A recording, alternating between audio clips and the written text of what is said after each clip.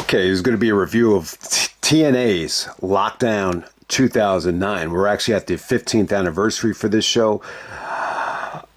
Interesting show. Really interesting show with Mick Foley winning the TNA championship. And, you know, what I didn't know was that Foley was actually writing a book leading up to Lockdown. And, you know, I guess they decided the perfect way to end the book would be to have him, you know, win the TNA championship.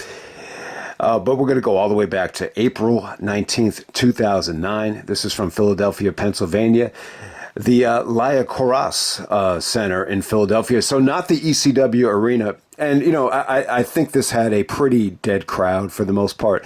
One of the things you notice about Philadelphia at this time is they were getting a lot of shows. They were getting Chikara at the ECW arena. They were getting the Ring of Honor HD net tapings at the ECW arena at the time. I think it was called the New Alhambra Arena, as Kenny Omega had a lot of fun with that.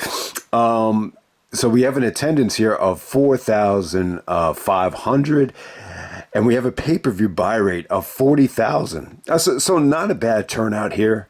Yeah, PS Power, once again, you get to see him in attendance. He's at a lot of shows. If you look at a lot of AEW shows as well, from Philadelphia all the way down to the Carolinas, he goes to a lot of shows. So he was there. 40,000 buys. The biggest TNA buy rate of the year was Lockdown. And I said this last year for Lockdown 2008. I think I added them all up. Lockdown actually did better than Bound for Glory when you add them all up from, you know, at least the essential years of TNA. And you know, that's another thing I totally forgot about. You know, TNA just did Rebellion. I did not get to see it. If anyone did miraculously see Rebellion and has any, you know, thoughts on the show, then post in the comments section. But yeah, you would think for how successful Lockdown was, you know, I know like it could have been better. You know, I don't think any of the War Games, you know, matches really, you know, lived up to expectations. But, you know, it's funny, like TNA should probably think about bringing it back, you know, considering that it was, you know, more successful than Bound for Glory, which was billed as their biggest show of the year. So I just wanted to make that point. You never really heard anyone, you know, even throw the idea around about bringing Lockdown back. But hey, man, we're going to get right down to it. But before we do, I just want to mention the buy rate stuff. 40,000. So, you know, give Foley credit. You know, he was under the assumption that this did about 20, and it didn't do that well in terms of a buy rate. But still, it when you look at these TNA buy rates, you say to yourself, like, why are they so low? And, you know, Jarrett was actually making the excuse that at that time you didn't have Bleacher Report, you didn't have Triller, you couldn't just, you know, order it on your phone from any streaming device. I don't think that's the reason why.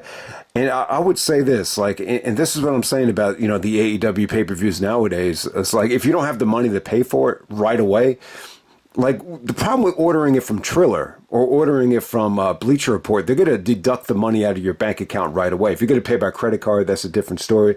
But when you order it on traditional pay-per-view, you could pay the money back down the road. You know, you could pay when the bill comes in the mail a month later. So you would think more people would actually order, you know, shows because of the traditional pay-per-view format. But hey,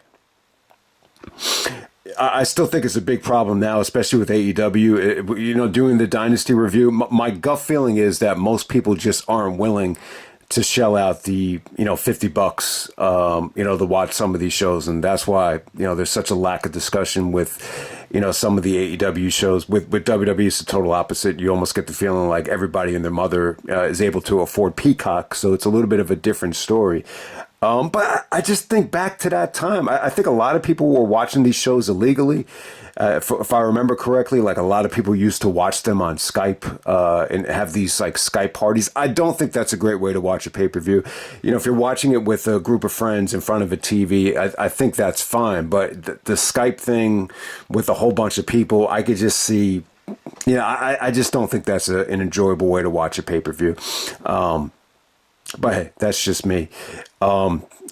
But the bottom line is, it just seemed like they just couldn't get over the hump. I think there's a lot of things. I think the Vince Russo booking, kind of turned a lot of fans away. I think they kind of peaked with Angle and Joe. I just think they had this reputation of maybe just not delivering on pay-per-view at the time. So I think all those things come into play. And plus, I think, Foley made a good point. He said the Impact Zone definitely hurt the pay-per-view buy rates. I think when they weren't able to promote that this was going to be in Philadelphia or going to be a big show, I just think they almost felt like glorified house shows to a degree. So I think that's another reason why they couldn't get over the hump in terms of the buy rates. But, the fascinating thing, and Jarrett really, explained this very well. When you go back to this time in TNA in 2009, bringing in Foley, having the main event Mafia, having these good storylines, these great in-ring promos between Foley and Sting or Kurt Angle. I would definitely say as well, I think Kurt Angle's, I don't know if I've ever made this point, but I think Angle's mic skills were at his absolute best at this time. It didn't feel like he was rehearsing lines. It felt like he was really able to ad-lib and just, deliver great promos. I think this is definitely the highlight of Kurt's, promo career when you're looking at the main event Mafia stuff. And in terms of the success of the main event Mafia, this was a successful time.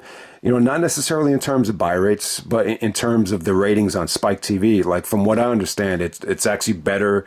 A lot of it just has to do with, today's television climate. You can't really measure, everything in television ratings nowadays. But if you go back then, there are actually more people watching, TNA on Spike than AEW right now. And, it's pretty much, when you compare TNA on Spike in 2009 to the WWE today, it's pretty much identical in terms of, the actual live, television ratings. But at the same time, you just got to keep in mind that the climate is totally different today because of, on demand and, smart TVs and, cable and everything. So just wanted to make that point. But the bottom line is, the main event Mafia television rating days, it made Jarrett a rich man. He said this is when they brought in their most amount of profits. They made a lot of money because of the television ratings. So you got to wonder, for as negative as people were on TNA, especially going into the end of the summer, where they really kind of, changed a lot of stuff. By the time you get to Turning Point, bringing in Hogan, bringing in Bischoff, and Dixie getting a little bit more control. But the bottom line is, when you look at this era of TNA, it does feel like Jarrett was able to really cash in. That's how it kind of comes off to me. And, ultimately, maybe that played a role into, him stealing, Karen away from Kurt, when you look at it. And they're still together now. And you got to wonder, combined with Jarrett's, the successful family business from Jarrett's father with the construction and, with Memphis, and you combine it with, how successful TNA was in 2009 in terms of these main event Mafia ratings. It's I never really looked at it like that until now. But hey, man, we're gonna get right down to the the actual show. Not a huge fan of this show. I actually passed up on it. I wanted to save my money for Backlash at the time. You're just coming off of WrestleMania. I kind of knew the main event was going to suck. When you look back at this, it's pretty an exciting time. You got Christopher Daniels coming back to the company for the first time since Bound for Glory 2007. He was playing Suicide. He actually played Suicide on this show. And then at the same time, he was, Curry Man. So you hadn't seen Daniels since Bound for Glory 2007. So it had been a long time. I was excited to see AJ Daniels and Joe, team up with Jarrett. That seemed good on paper, taking on the main event Mafia. But when you look at this main event Mafia team, they just had too many weak links, especially as heels. True Slayer tried to make this point that when you're doing a War Games match, it's very important to have the heel team as the better workers, the better bumpers. Like when you look at, classic War Games, you had the Four Horsemen, Flair and, all those great sellers were the bumpers in those heel matches. So that definitely does make sense. I was never really crazy about this main event Mafia team in the ring, especially with Nash. I mean, God damn it, man. It seemed like every time Nash had a big TNA pay-per-view, there was always something. And with this pay-per-view, it's actually a staph infection leading up to the match. He still wrestled, but still, you could just tell he wasn't healthy. But hey, there was some solid stuff on this show, but this is definitely a forgettable lockdown for me. I really did not give a shit about this show at the time, and still rewatching this back. The only reason I'm reviewing it now is, Foley did a podcast of it. Jarrett just, did the video for the 15th anniversary, and there were some really, really interesting things. And, the main event Mafia stuff and the success of them would definitely be the highlight of it. But we're going to start off with the Xscape match for the X Division Championship. We got Suicide as Christopher Daniels. This is actually not Kaz. I figured, it would be Kaz here, but Daniels does double duty. So give Christopher Daniels credit, because I thought he looked awesome in the Lethal Lockdown match. Plus, he was in the Lethal Lockdown the whole time. And then he wrestles as, Suicide here. He actually does go over. The ending is sick. And, so he's taking out Consequences, Creed, Kiyoshi, Jay Lethal, and Sheik Abdul, WWE Bashir. I've always thought that was one of the funniest things Bill and Doug ever said. I call him Sheik Abdul WWE because he still wrestles the WWE style, as evident in this match right here. It was all right. It was pretty good. I mean, you have a good amount of talent here. Sheik was pretty much in the match the whole time. Lethal looked good. Kiyoshi, hell of a talent. But I don't know. This Xscape match, if the work inside the cage felt the most forgettable out of all the Xscape matches. The ending is pretty sick, though. I think Kiyoshi actually comes back to the ring to distract Suicide. Then you have a whole bunch of security. Very similar to the Swerve spot with Joe in the contract signing in terms of the theatrics here. So Suicide trying to escape, he just decides to take out the security and do a crossbody off the top of the cage. So it's a pretty good ending. And Sheik is kind of left dumbfounded inside of the ring, and then we move on from there. Next up, we have the Queen of the Cage match. We got ODB taking on Daffney, Madison, Rayne, and Soujornor Bolt. I think Madison Rayne looked really hot at the time. Daffney probably looked better than anybody. I was not a big ODB fan, but, she actually wins this thing, celebrates with a bottle of, I guess it's vodka or whiskey, and we just kind of move on from there. I did not think it was good. Once again, you have two women's matches. I thought both women's matches, still, brought down the quality of the show. Jarrett was saying that, besides Kong and besides Gail Kim, they just didn't have much, in-ring workers at the time. So that's the problem, though. You don't start a women's division unless you got women that could actually go. I mean, two workers doesn't really make a great women's division, but, I just, my thoughts on it are, yeah, Gail Kim, Awesome Kong. I'd actually like to revisit, some of those matches, but I don't think they needed to start a division. Maybe if you could find a third or fourth girl that could really, go with them, then that's fine. But to just start signing women for the sake of signing women, I think it was a huge mistake. I was never cool with it. But at the same time, you want to argue that the beautiful people, generated ratings, generated income, is probably true. Especially when you factor in that, most of these people that are watching TNA just don't have the money, to order the pay-per-views. That does make sense. All right, next up we have Six Sides of Steel for the IWGP Junior Heavyweight Tag Team Championships. We have the Motor City Machine Guns as the IWGP Junior Champions, taking on LAX, taking on No Limit of Naito, and Yujiro. I guess Moxley actually beat Naito for the IWGP Championship, so we'd definitely love to see that. Forbidden Door should really, really be interesting. It should really be a very interesting this year when we get to it. It should be interesting to see if Naito actually is on that show. The problem with Forbidden Door to me, especially with the championship matches, they feel a little bit political, but it does really feel right now that, AEW's got a little bit more leverage than they have for the first couple of Forbidden Doors. So that should be really interesting. The problem with this match was this had the most amount of talent in it the whole night, I think. You got three great tag teams here. The funny thing about the No Limit team is, they rarely do cage matches in Japan. I never really thought of that. So that was, I thought they fit in well here. There was some really, really good stuff here. I mean, really, really good stuff. The problem with the match for me was it felt too overcrowded, just not enough space. There were times during the match where it just felt jammed. But at the same time, Hernandez stole the show. I mean, his belly-to-bellies to guys on the cage, where he's just throwing guys into the cage. He's doing the border toss, and guys are landing on the edge of the cage. It was pretty impressive stuff. The Machine Guns looked in their absolute prime here, doing the double sliced bread to actually win this thing. So yeah, good action, but at the same time, it just felt too cluttered. To have 3 tag teams inside of a cage. That's the best way to say it. But it was pretty damn good. I would definitely say, the brightest spot of the undercard, no doubt about it. Next up, you have Matt Morgan taking on Abyss. This is the Doomsday Chamber of Blood match. I mean, it was okay. I didn't think it was bad. At the time, Abyss is doing the storyline with Dr. Stevie, so you get to see Stevie Richards. And that's one of the things about the show, being in Philadelphia.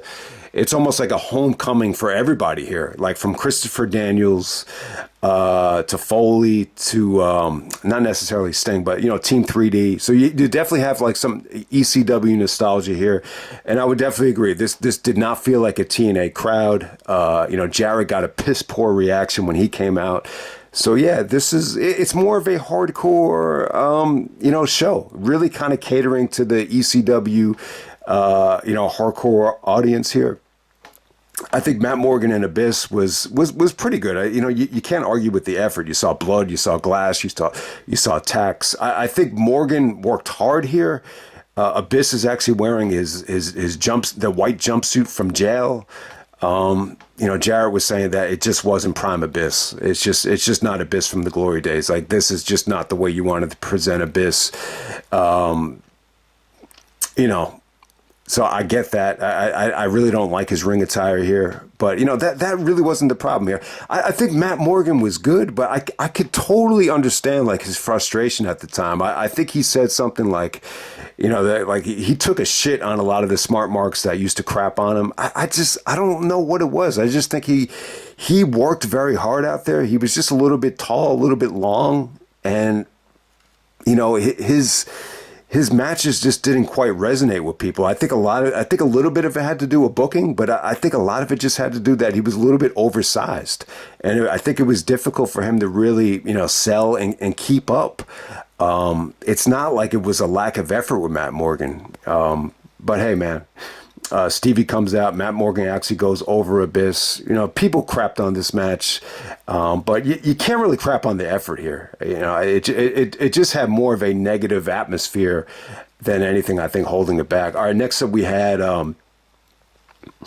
Awesome Kong actually taking on Angelina Love and Taylor Wilde for the TNA Knockouts Championship. I wasn't feeling this at all. I think that the one bright spot was Kong. Kong was doing like flips and just crazy stuff in the beginning.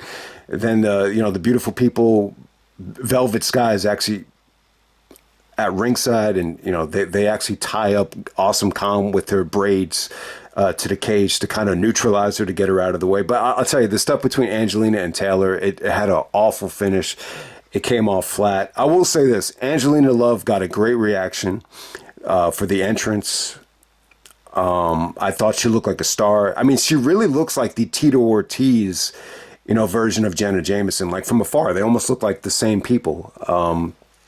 Jenna probably has her in the looks department, but from afar, like she definitely has like a great body, very little body fat, big tits, the bleach blonde hair. So she definitely, obviously, I think Dixie fell in love with her, and this is where she won the championship. It just came off flat. It just came off flat as hell. It just didn't look like something that belonged on pay-per-view in terms of the execution of this finishing stretch here. So overall, I just wasn't a fan of it. But hey, Angelina Love, I'm not going to argue with the star power. Like she definitely had a lot of star power, but I just don't think it really equated that well in the wrestling ring. All right, next up we had the match of the night. We had the Philadelphia Street Fight for the TNA and the IWGP Tag Team Championships. I don't think this is a great year for New Japan in 2009. There was very little that people were buzzing about. It seemed to me like you had a lot of Americans, go over to Japan part-time and win championships.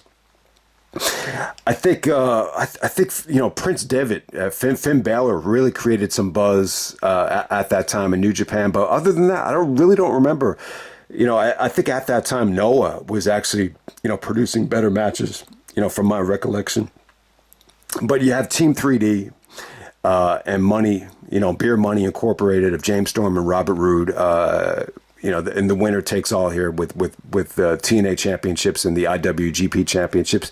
And I thought it was good, man. I thought it was great stuff. Had a great environment. The fans were hot for Team 3D.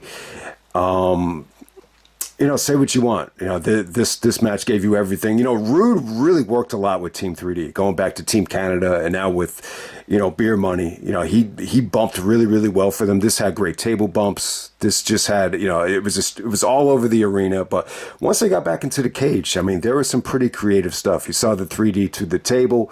James Storm actually accidentally hits Rude with the door of the cage. That was pretty crazy. Bubba actually does the Bubba bomb to Robert Roode off the top rope. That was probably the biggest bump of the night. The fans actually erupted for Team 3D to win this thing. So yeah, definitely the match of the night. They kind of just gave the fans, what they wanted here. But yeah, maybe this is the first time you could see dissension between Storm and Rude. Eventually, they would actually face each other for the championship at Lockdown. So if you want to say that this is good long-term booking, it actually was. I don't think this was done on purpose, though. And next up, we have the Lethal Lockdown match. We got Team Jarrett taking on Team Angle. Team Jarrett is actually AJ Styles, Christopher Daniels, Samoa Joe. This is the Nation of Violence. Samoa Joe was not a fan of the way Joe looked here in terms of the face paint and the ring attire. I was always under the impression that Joe would never do this, but it's almost like they were trying to make him out to be like Umaga here. But so, you got the three, golden boys of TNA, AJ, Daniels, and Joe teaming up with Jeff Jarrett to take on the main event Mafia, Booker T, Kevin Nash, Kurt Angle, and Scotty Steiner. The story here was that, they couldn't really trust Jeff Jarrett. Joe has had beef with Jarrett. AJ's had beef with Jarrett. You went through the days where Jarrett hogged the spotlight, but Jarrett was so anti-main event Mafia that, he was going to, stay loyal to AJ. So that was the storyline here. Angle cut some really, really good promos, kind of, berating some of the internet fans that were saying that the main event Mafia was past its prime and injury prone. So Angle actually was great here on the mic. So you get the returning Christopher Daniels, finally meeting Kurt Angle one-on-one. I think they had an Impact match, shortly after this. So Daniels returns. It's almost like a homecoming for Daniels as well, because, the first couple of Ring of Honor shows where he main evented were in Philadelphia. So, Daniels actually said, this is home. They actually called a Ring of Honor show the homecoming when he fought CM Punk in a 60-minute draw during the Summer of Punk. We'll definitely cover that this summer. Probably do a Summer of Punk retrospective, this summer before Punk returns. But hey, man, Angle and Daniels work great together. Daniels busted his ass here. The fact that he actually had to play suicide earlier on in the show and followed up by wrestling this whole match, give Daniels credit. I thought he busted his ass. He pretty much hit every finisher in the book here, from STOs to best moonsault evers to angel wings. He was great. Him and Kurt worked pretty well together. You never really got Angle and Daniels promoted properly, but if you never get to see them wrestle, you get to see them wrestle here. Usually Kurt and AJ carry these matches, but this is very similar to Lockdown 2007, where they couldn't trust Jarrett. They do the same exact finish here, with Jarrett actually teasing the turn and actually, hitting. I think he's actually hitting Booker T with the guitar instead of AJ. But that's how it kind of plays out here. But what really stood out here, I mean, really, once again, Kurt and AJ, they go to the top of the cage after all the weapons drop down. They do a lot of teasing with, AJ taking bumps off the cage and, Kurt getting dropped off the cage. But ultimately, AJ, the bump is kind of weird here. AJ basically goes through the top of the cage and does a splash. It looks like he actually hits part of the cage on the way down. The little opening that he had, he was able to get into the ring and do the splash. It's a pretty good bump. But, for the most part, I thought Nash, got a good reaction, but he was just very, very limited in what he could do here. Very little offense from Nash. He actually had his elbow all taped up with the staph infection. I think Booker T looked pretty good. I don't think he looked great, but, Booker was able to do his thing. Scotty was able to hit the Frankensteiner on AJ, which got a huge pop from the fans. I think Joe looks young here. Like, he looked really, really young. I just don't like his ring attire, but Joe was able to do his thing. Nothing really special in terms of Samoa Joe tonight. And then when Jarrett actually comes out last. When Jarrett came out, it got a very negative reaction. His punches got very little reaction. He actually does a double clothesline to Angle and Booker, and once again that just didn't generate any buzz. I just think, Jarrett is more of a Southern boy. Even in WCW, I think when you look at Jarrett's best moments, he's traditionally, he's a Southern boy, whether it be Orlando, whether it be Memphis, whether it be Atlanta. There are times where, maybe when you take the boy out of the South, he just doesn't really resonate, especially in Philadelphia. Philadelphia is very cold. It's very north. It's even tougher than New York in some regards in terms of, trying to get over. So that's how we'll kind of explain it. But, this is a good Lethal Lockdown match. I still think when I look back at the history of Lethal Lockdown, I think one of the bigger problems that they had, not necessarily the heel babyface thing here, where you got, the better workers are clearly the babyface team. It's an awesome team, this babyface team. But I think what kind of hurts the match as well is it's in one ring. I think with Lethal Lockdown, it probably needed to be two rings. I think if they were able to ask Jarrett about that, he'd probably just say cost cutting, too expensive to bring in two rings, and that probably had a lot to do with it as well. Okay, next up we have the main event. We have the TNA World Championship. We got Sting taking on Mick Foley. So Sting actually won the belt from Joe at Bound for Glory 2008. So yeah, this is the Sting reign from Bound for Glory that actually stayed. Most of the times when Sting would win at Bound for Glory, he would lose the next month. I think in 2006 he lost to Abyss at Genesis by disqualification, actually. And in 2007, I think he dropped it to Angle, like on the very next Impact. 2009, I think AJ beat him. I think AJ successfully defended the belt against Sting. So yeah, so when Sting beat Joe, this is the one reign that, lasted. I think the storyline was that Sting did not want to drop the belt because he didn't trust who was going to take it from him. He wanted to make sure that the belt stayed in the hands of someone that was going to do the right thing. So this is a very weird storyline here. So Sting is basically playing a babyface within the main event Mafia, which is a stable of heels. So at the time, it seemed like Kurt and Sting were going back and forth. They had a lot of matches leading up to this thing with Foley being the special enforcer. And so, yeah, I'm really not clear about, Sting and Angle's relationship at this time, but it definitely does feel to me like Foley was the on the board of trustees or one of the main shareholders of TNA and can make decisions, very similar with The Rock, The Rock's, storyline at WrestleMania where he was, the final boss. Very similar to that in terms of Foley being a shareholder.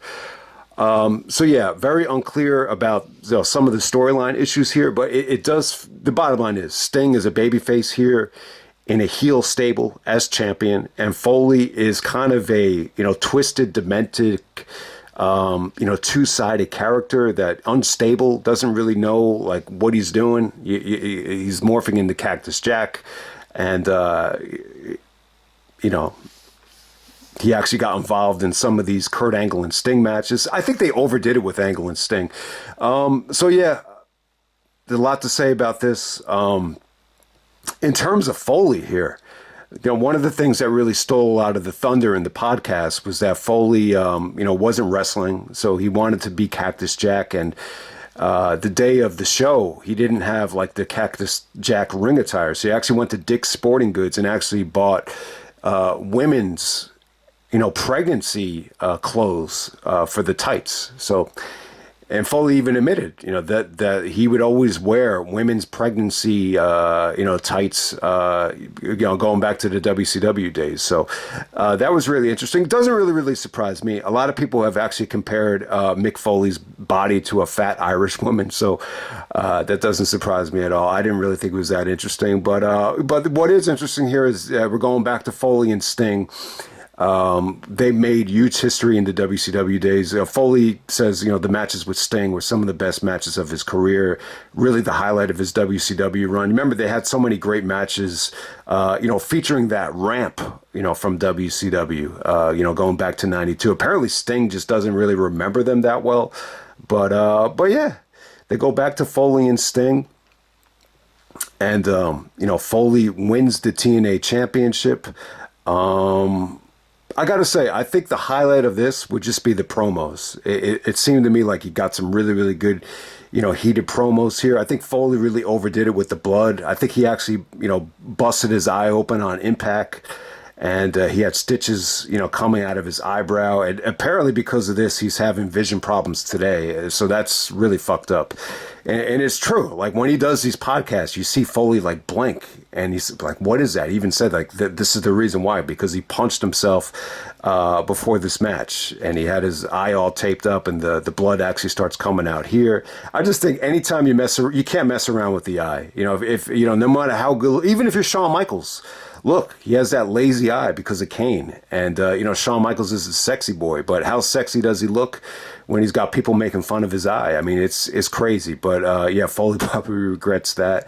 Lot to say, but I will say this, though. Look, if you look at the ratings at this time, that's what Foley does. And he did it against Triple H when he came back as special guest referee. Like, he knows how to create interest.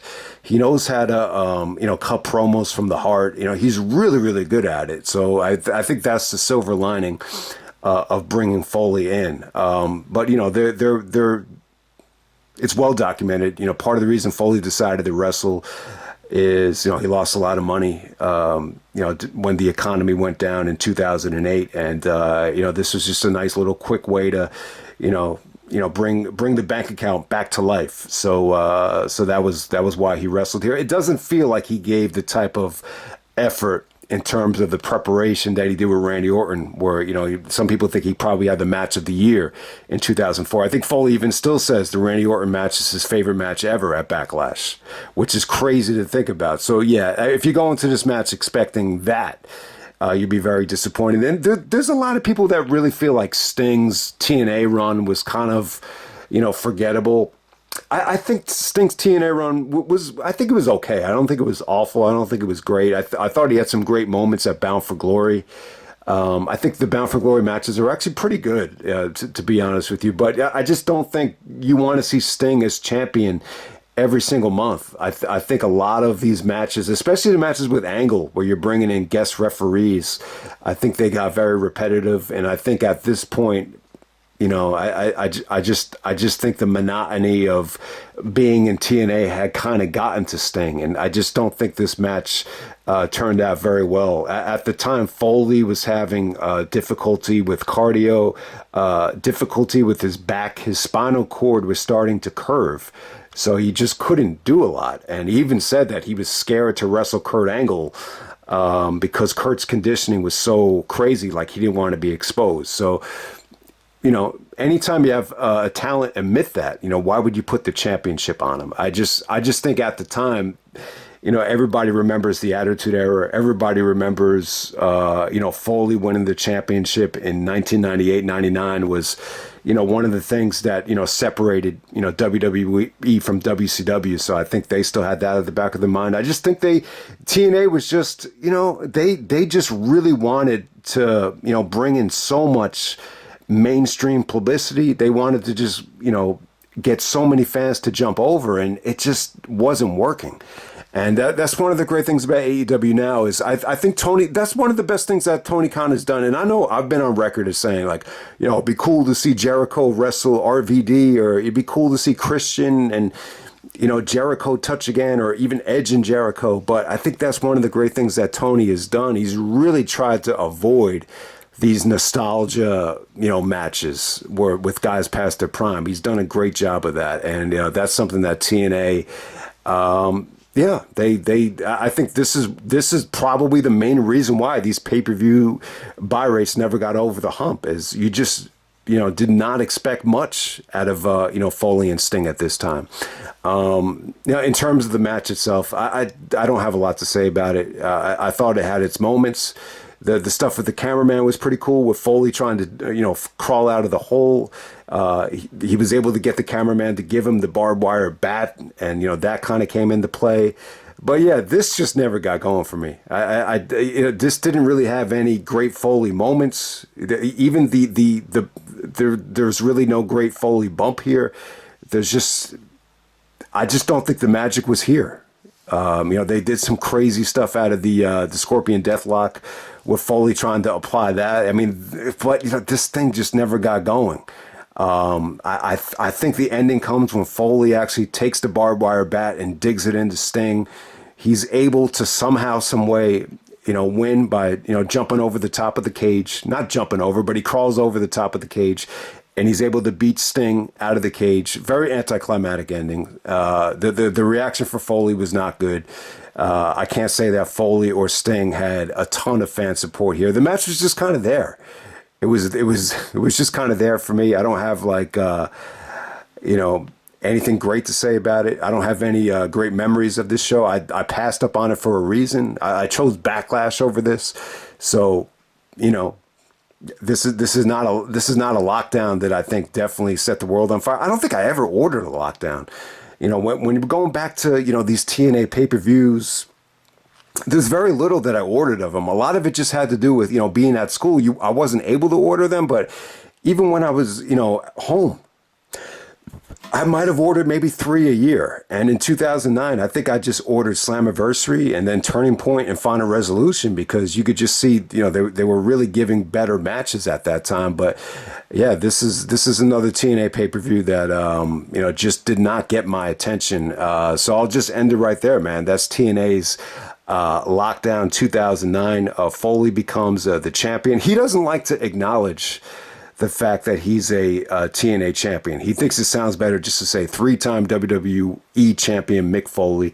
I would definitely agree with that. But yeah, and I'll just leave you with this. The interesting thing about the podcast that Foley did with Conrad, he was saying that, he didn't want Conrad to read Meltzer's feedback here.